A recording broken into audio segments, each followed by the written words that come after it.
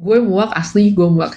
Banyak banget narasi di media sosial belakangan ini yang bikin gue muak. Satu ini ya, saya menyesal memilih Prabowo. Yang kedua, saya menyesal memilih Prabowo karena saya memilih Prabowo pada saat itu karena ada Gibran di sana. Yang ketiga, di mana saya menyesal memilih Prabowo Gibran, sebenarnya saya memilih itu karena ada dukungan mantan di sana. Ini dengerin ya, bahkan ada seorang ibu-ibu yang katanya adalah pendukung mantan. Itu adalah seorang ex-HTI dan FPI. Koar-koar teriak-teriak kesana kemari justru malah memperparah pecah belah yang ada di masyarakat.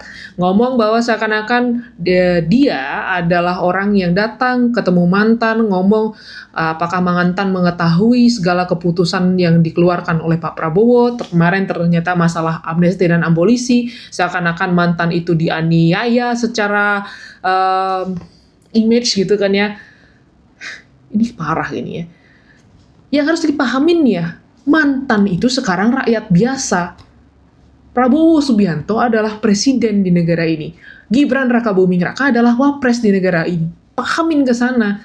Masalah kalau misalnya pendukungnya mantan, silahkan hargai, hormati mantan. Saya pun sebagai bukan pendukungnya mantan pun menghargai dan menghormati sebagai seorang mantan presiden. Itu harus kita pahamin gitu loh, posisikan di mana. Sekarang, apapun keputusannya Pak Prabowo, sebenarnya nggak ada urusan, nggak ada kewajiban untuk lapor sama mantan. Sekalipun pada saat itu, mantan yang kasihkan dukungan kepada Prabowo untuk maju. Prabowo bisa jadi presiden saat ini, itu karena 58% masyarakat Indonesia. Terserah lu bilang beneran menyesal atau enggak, itu resiko lu sebagai masyarakat yang sudah menjatuhkan pilihannya. Dirungokno ya, saya sendiri adalah pendukungnya Prabowo di pemilu-pemilu sebelumnya. Hampir nggak pilih seorang Pak Prabowo hanya karena adanya Gibran di sana. Tapi setelah saya menimbang kanan dan kiri, ya akhirnya saya pilih tengah. Dan ketika saya pilih tengah, saya komit.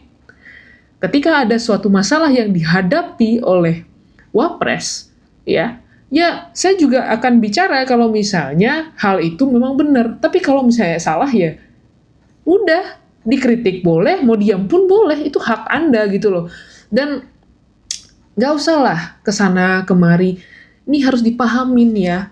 Boleh mendukung Pak Jokowi, silahkan, tapi harus disadari juga Pak Jokowi ketika memimpin pun banyak ketidaksempurnaannya. Kenapa? Pak Jokowi itu bukan nabi, bukan Tuhan, bukan dewa. Dia adalah seorang manusia yang memimpin negara begini besarnya. Pasti ada aja kekurangannya.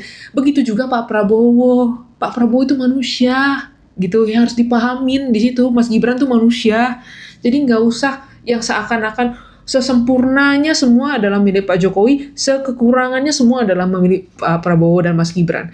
Yang harus dipahami, pemerintahan belum jalan 1 tahun, kebijakan-kebijakan yang masih banyak dilaksanakan adalah kebijakan dari pemerintah sebelumnya, belum 100% kebijakan dari pemerintahan Pak Prabowo yang dijalankan.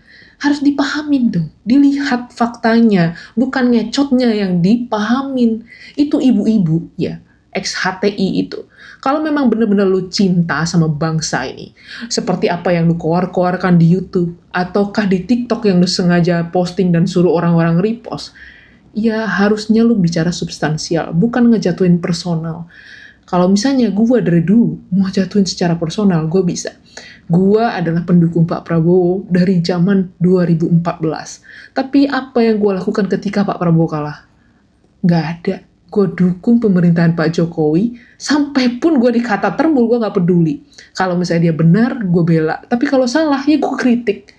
Itu yang harus dipahami. Jangan pernah niat pecah belah. Gue gak tahu lu beneran-bener pendukungnya mantan, ataukah cuman orang HTI yang masih memegang kepercayaannya akan HTI dan FPI bisa kembali-kembali, dan berharap dengan pecah belah itu, lu akan bisa melaksanakannya. Gue gak tahu. Tapi intinya, bagi kita masyarakat yang pintar, ya, jangan pernah mau diprovokasi. Kalaupun emang ada kesalahan dan masih bisa ditoleransi yang tidak merugikan masyarakat begitu luas ya, kritiklah, berikanlah masukan yang membangun, sehingga masukan Anda pun didengar, dan bisa mungkin dijadikan pertimbangan untuk memperbaiki. Udah, pahami? Jangan jadi masyarakat yang mau dibodoh-bodohi, apalagi sama macaman provokator kayak gitu.